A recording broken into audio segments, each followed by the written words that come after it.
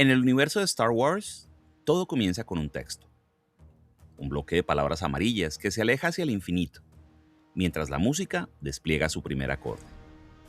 Ese texto resume lo que pasó antes, sitúa al espectador, promete una historia. Es un gesto de cortesía narrativa. Esto es lo que necesitas saber para entender lo que viene. Rogue One no tiene ese texto, no tiene el pergamino amarillo. No hay resumen de los hechos previos ni una promesa de lo que está por llegar. La película comienza sin un prólogo, sin contexto, sin la mano del narrador guiando la mirada. Y esa ausencia es ya una declaración sobre lo que se va a contar. Porque Rogue One no es una historia que se presenta a sí misma. Es una historia que ya estaba ocurriendo antes de que alguien decidiera contarla. No hay un érase una vez, porque el érase una vez ya pasó. La guerra no empieza con esta película. La guerra ya lleva años en marcha. Los personajes no son elegidos para una misión. Ya estaban en medio de otras misiones, de otras deudas, de otras huidas, cuando el relato los encuentra. El objeto que le da forma a la película, los planos de la Estrella de la Muerte, no es un objetivo que se descubre. Es algo que ya existe, que ya fue construido, que ya fue escondido. La película no narra el descubrimiento de un secreto. Narra el movimiento de ese secreto de unas manos a otras. Y en ese movimiento, todos los que lo tocan quedan marcados por él, sabiéndolo o no. Esa es la diferencia entre Rogue One y el resto de la saga. Muchas películas de Star Wars cuentan el destino de linajes, imperios, maestros, aprendices y elegidos. Rogue One cuenta algo más pequeño, pero más brutal. Cómo un archivo viaja de un punto a otro. Cómo algo que cabe en la palma de una mano puede sostener el peso de todo lo que viene después. Y cómo quienes lo transportan no están destinados a ver el final del viaje. La ausencia del texto inicial no es un olvido. Es la forma que tiene la película de decir, esto no es el principio de nada. Esto es el medio de algo que ya empezó. Los personajes no están al inicio de sus historias. Están en el punto donde sus historias se cruzan con algo más grande que ellas. Algo que no controlan y que no entenderán del todo hasta que sea demasiado tarde. Rogue One no pide permiso para empezar. No explica quiénes son sus personajes ni por qué deberían importarnos. Los muestra en movimiento, ya heridos, ya cansados, ya desconfiados. No hay tiempo para presentaciones, porque la guerra no concede tiempo para presentaciones. La única pregunta que la película parece hacerse es si, a pesar de todo, todavía vale la pena pasar el archivo a la siguiente mano. En el universo de Star Wars, la guerra siempre tuvo un nombre. La guerra de los clones, la guerra civil galáctica. Fue siempre algo que ocurría entre dos bandos claramente definidos, con batallas que se libraban en campos abiertos o en el vacío del espacio, con ejércitos que marchaban al son de una música triunfal. La guerra era el telón de fondo donde los héroes se forjaban y los villanos caían. Era épica, en el sentido más literal de la palabra. Un escenario de grandiosidad donde el destino de la galaxia se decidía con sables de luz y disparos de blaster. Rogue One no tiene ese escenario. Aquí la guerra no es un telón de fondo. Es el suelo. Es el aire que los personajes respiran desde que tienen memoria. No hay un momento en que la guerra empezara para ellos, porque no recuerdan un momento en el que no estuviera. Jyn Erso fue separada de su familia a los 8 años y pasó el resto de su infancia siendo trasladada de un escondite a otro. Cassian Andor lleva en la lucha desde niño y ha pasado más tiempo obedeciendo órdenes que imaginando una vida fuera de la guerra. Bodhi Rook creció en un planeta ocupado por el Imperio y su única salida fue trabajar para el enemigo. No hay un llamado a la aventura. No hay una decisión de abandonar una vida pacífica para unirse a la causa, porque la vida pacífica nunca existió. La épica de Star Wars siempre fue una promesa, que la guerra podía ser ganada, que el bien podía vencer al mal, que los héroes podían regresar a casa. Rogue One no hace esa promesa, pero no porque sea nihilista o cínica, sino porque sus personajes no tienen un hogar al que regresar. No tienen una granja en Tatooine ni un planeta boscoso donde celebrar la victoria. Tienen una causa, sí, pero es una causa que los ha usado, que los ha herido, que los ha convertido en lo que son. Y aún así, eligen seguir. Esa es la diferencia fundamental. La épica clásica pregunta, ¿cómo se gana esta guerra? Pero Rogue One pregunta, ¿cómo se vive en medio de ella, sabiendo que no se verá el final? Y la respuesta que encuentra es, se vive eligiendo pasar el archivo a la siguiente mano. Jyn Erso no quiere salvar a la galaxia, solamente quiere sobrevivir, quiere que la dejen en paz. Quiere encontrar a su padre que no sabe si está muerto o vivo. Cuando la rebelión la saca de una prisión imperial, no lo hace por ella. Lo hace porque necesita algo que su padre construyó. Ella es un medio, no un fin. Y ella lo sabe. Cassian Andor no es un héroe. Es un soldado que ha hecho cosas de las que no habla. Cosas que la Alianza le pidió que hiciera y que él hizo porque creía que eran necesarias. Pero la línea entre lo necesario y lo imperdonable se ha ido borrando con los años. Cuando recibe la orden de matar a Jyn, está dispuesto a cumplirla. No por maldad, sino porque ha aprendido que en la guerra la primera víctima es la confianza. Chirrut Îmwe cree en la fuerza, pero su fe no lo hace invulnerable. Baze Malbus dejó de creer y se aferra a su arma, porque es lo único que le queda. K2SO es un droide que fue reprogramado para servir a la rebelión, pero su lealtad es a Cassian, no a una causa. Ninguno de ellos es un héroe en el sentido clásico. No son elegidos, no tienen un destino. No hay un anciano sabio que les entregue un sable de luz y les diga que son especiales. Llegaron a ese hangar, a esa misión, por caminos que no eligieron del todo. Y sin embargo, cuando la misión se vuelve imposible, cuando la Alianza les dice que no pueden hacerlo, cuando todo indica que deben retirarse, ellos eligen seguir. No porque sean héroes, sino porque ya no saben hacer otra cosa. La rebelión en Star Wars siempre fue un espacio de pureza moral. Un grupo de personas buenas que luchaban contra un mal absoluto, liderados por figuras nobles y sabias. Era fácil saber de qué lado estaban. Eran los buenos. Vestían de marrón y de gris. No tenían armaduras blancas ni respiración metálica. Eran fáciles de querer. Rogue One complica esa imagen. Aquí la Alianza Rebelde no es una familia unida. Es una coalición de facciones que se miran con desconfianza. Líderes que discuten, que se traicionan, que abandonan a los suyos cuando la misión parece demasiado costosa. Cassian recibe la orden de ejecutar a Jyn y la obedece hasta el último momento. Saw Gerrera, una figura extrema de la resistencia, tortura a un piloto imperial para obtener información. Y la película deja claro que la frontera entre rebelión, insurgencia y desesperación no siempre es limpia. La escena más incómoda de la película ocurre en una sala de reuniones. Los líderes rebeldes debaten si deben atacar Scarif o no. Saben que los planos de la Estrella de la Muerte están ahí. Saben que esa es su única oportunidad. Pero también saben que el ataque es prácticamente un suicidio. Y deciden abandonar. No hay música triunfal ni un discurso inspirador. Hay un cálculo frío y una renuncia. Esa decisión es lo que diferencia a Rogue One de las otras películas. La alianza no es perfecta. La causa justa no siempre es justa. Y la resistencia, por necesaria que sea, también ensucia las manos. No es una crítica a la rebelión. Es una observación sobre lo que la guerra le hace a quienes la libran. La pureza moral es un lujo que los que están en el frente no pueden permitirse. En la saga de Star Wars, los cuerpos son prescindibles. Los soldados caen en masa. Las naves explotan con sus tripulaciones dentro. Y la cámara rara vez se detiene en el costo físico de la guerra.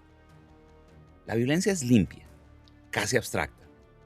Los disparos de blaster son rayos de colores que no dejan marcas visibles. Rogue One insiste en la fragilidad de los cuerpos. Chirrut camina entre disparos sin ver, pero su cuerpo es vulnerable. Un tiro lo atraviesa y cae. Baze carga un arma que pesa más que él, y su fuerza es finita. Cassian se arrastra por un pasillo con una herida abierta, la respiración entrecortada, la mano presionando el costado para que la sangre no se derrame. Jean corre sobre una plataforma que se deshace bajo sus pies y no hay fuerza que la sostenga. Cada personaje ocupa un espacio físico que puede ser atravesado. Cada uno tiene un cuerpo que sangra, que se cansa, que cae. La película no muestra la guerra como un espectáculo de naves y explosiones. La muestra desde la altura de los hombros, desde la perspectiva de quienes están en el suelo, con el barro en las botas y el polvo en la garganta. Cuando Chirrut dice "la fuerza está conmigo", no está invocando un poder.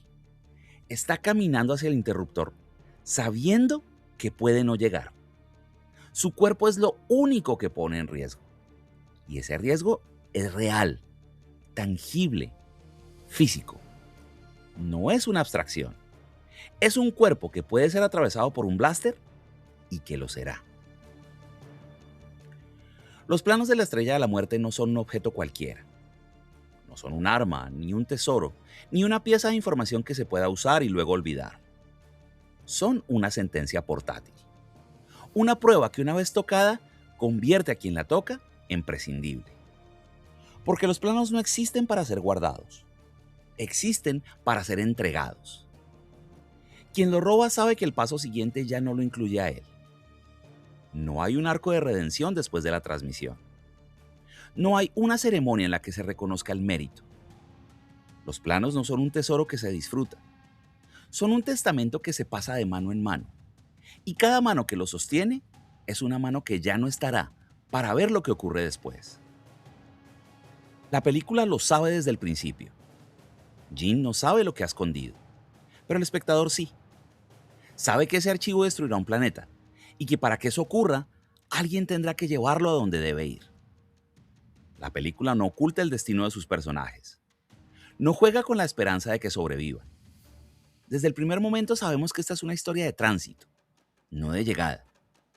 Y sin embargo los personajes no lo saben. O quizás sí, en algún lugar de su conciencia lo saben. Pero lo eligen igual. Eligen tocar el archivo, cargarlo, pasarlo a la siguiente mano. Porque la alternativa, dejarlo donde está, permitir que el imperio lo use, es peor que la desaparición propia. Los planos no son una excusa de guión. Son el centro de gravedad de la película. Todo lo que ocurre a su alrededor está determinado por ellos, incluyendo la muerte de quienes lo tocan. Ninguno de los protagonistas sobrevive. No hay epílogo. No hay medallas. La película termina en una playa con una explosión que no se ve, solo se siente. Pero la muerte aquí no es tragedia en el sentido clásico. No hay música que llore a los caídos. No hay un plano que se detenga en el rostro de cada uno para despedirlo. La muerte en Rogue One ocurre como parte de una cadena de transmisión. K2SO se queda atrás para abrir una puerta y es abatido. Bodhi muere en la torre de comunicaciones, solo, sin que nadie lo vea. Chirrut alcanza el interruptor y cae. Base sostiene su posición hasta que el fuego lo alcanza. Cassian vuelve a buscar a Jean y la encuentra. Y juntos, en la orilla de un mar que no volverá a existir, la explosión los cubre. No hay un momento en que la película convierta esas muertes en un sacrificio redentor. No hay un discurso sobre cómo su muerte dio esperanza a la galaxia. La esperanza es lo que ellos pasan a otros, pero ellos no están ahí para verla. No hay un más allá donde se reencuentren. No hay una resurrección. Hay una playa, una ola y un silencio. La película muestra la muerte como lo que es, el precio de que alguien más pueda seguir. No es heroísmo convertido en estatua, no es nobleza puesta en vitrina. Es un costo material, concreto, casi administrativo. Alguien debe quedarse atrás para que alguien más pueda seguir. Y los personajes lo pagan sin saber si el otro lado de la transmisión recibirá el mensaje. Lo pagan sin certeza de que la transmisión haya funcionado. Lo pagan porque es lo único que pueden hacer. La muerte no es el final de la historia.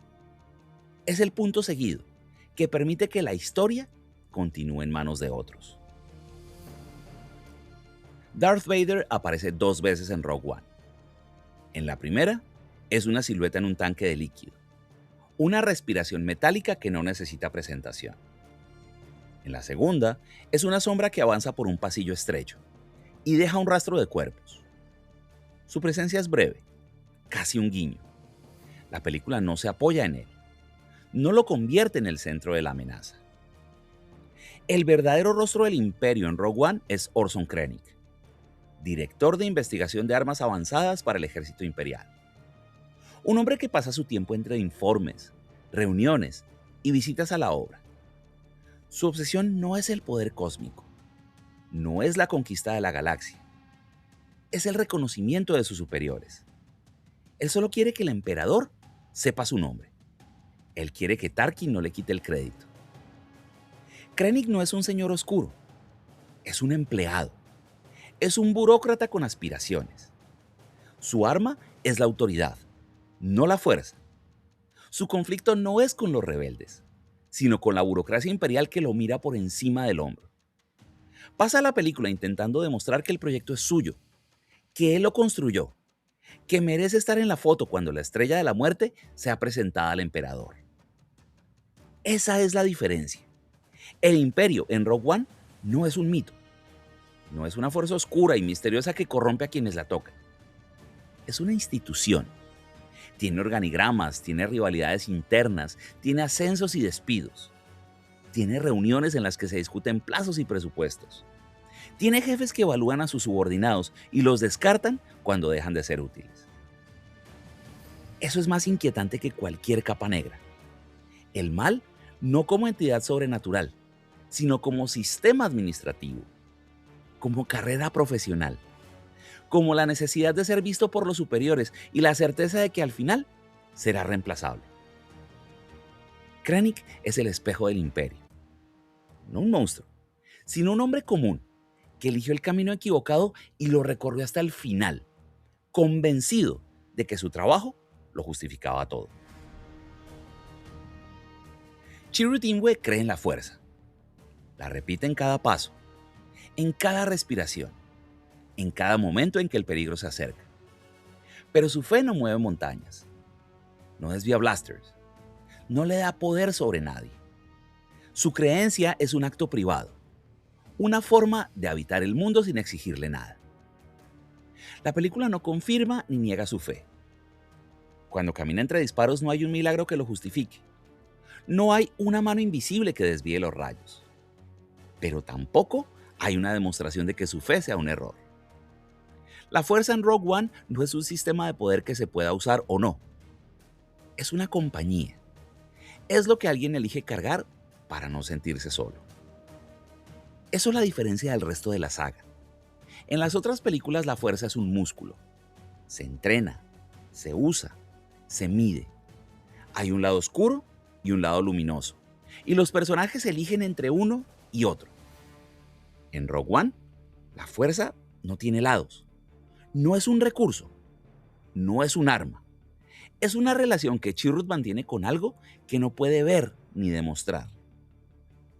Y esa relación es suficiente. Le permite caminar hacia el interruptor sabiendo que puede no llegar. Le permite decir su mantra una vez más cuando el fuego lo alcanza. Le permite morir con la certeza de que no estaba solo, aunque nadie más pudiera ver lo que él veía. La fuerza no es un poder en Rogue One. Es una pregunta que alguien decide responder con su vida, sin esperar una confirmación. Rogue One termina donde empieza A New Hope, con unos planos que viajan en una nave y una princesa que lo recibe. Pero lo que deja no es un dato argumental, o un guiño a los fans o un puente narrativo. Deja una pregunta sobre el costo de las historias que se dan por sentado. Durante décadas los planos de la Estrella de la Muerte fueron una transición narrativa. Un documento robado que aparecía en el texto inicial de A New Hope para ser entregado y luego desaparecía de la trama. Era una línea de diálogo, un recurso, una excusa para que la aventura comenzara. Nadie preguntaba quién los había robado. Nadie preguntaba a qué precio. Rogue One convierte esa transición en una deuda. No una deuda con los personajes, que ya no están, sino una deuda con los que lo hicieron posible. Los planos no llegan a la nave de Leia por casualidad. Llegan porque alguien los puso allí. Porque alguien se quedó atrás para que la transmisión se completara. Porque alguien pagó con su vida el tiempo necesario para que el mensaje llegara a destino. Esa es la huella que la película deja abierta. No es una moraleja. No es una enseñanza. Es una rendija en la historia de Star Wars por la que se cuela la pregunta: ¿cuánto costó lo que damos por hecho? ¿Cuántas muertes se necesitaron para que una princesa pudiera grabar un mensaje en un droide? Rogue One no responde esa pregunta. Solo la hace visible. La última imagen no es una celebración. No hay abrazos en un templo ni fuegos artificiales en el cielo de Endor. Hay una ola que cubre una arena negra, dos cuerpos que se abrazan en la orilla y una explosión que ya ocurrió, que solo se escucha como un rumor que se acerca. No hay música triunfal, no hay recompensa. Lo que queda es silencio y el murmullo de un mar en un planeta que ya no existe. Pero los planos están a bordo de una nave que salta al hiperespacio. Y eso, en el universo de Star Wars, es más que suficiente. No porque sea el final de una batalla o porque los buenos hayan ganado, sino porque hay una nave que se aleja de la destrucción con un fragmento de futuro que no le pertenece. Y ese fragmento, en manos de otros, hará lo que los que lo robaron ya no pueden hacer. La película no termina con una victoria, termina con una transferencia. Esa transferencia no se mide en lo que se recibe, sino en lo que se dejó atrás para que llegara. Cada personaje que tocó los planos supo, de una forma u otra, que no los vería llegar a destino. Supo que su papel era ser el eslabón anterior, no el último. Y lo aceptaron. No con discursos, no con gestos grandiosos, sino con el simple acto de seguir adelante, aunque no hubiera un adelante para ellos. Rogue One no cierra la historia de la Estrella de la Muerte. Al contrario, la abre, la vuelve más pesada, más difícil de mirar sin recordar lo que costó. Y quizá por eso para muchos es una de las películas más poderosas de la saga. No porque sea espectacular, no porque sea más emotiva, sino porque recuerda que la esperanza en el universo de Star Wars casi siempre llega tarde para quienes la hicieron posible. Llega en manos de otros. Y eso era suficiente. Gracias.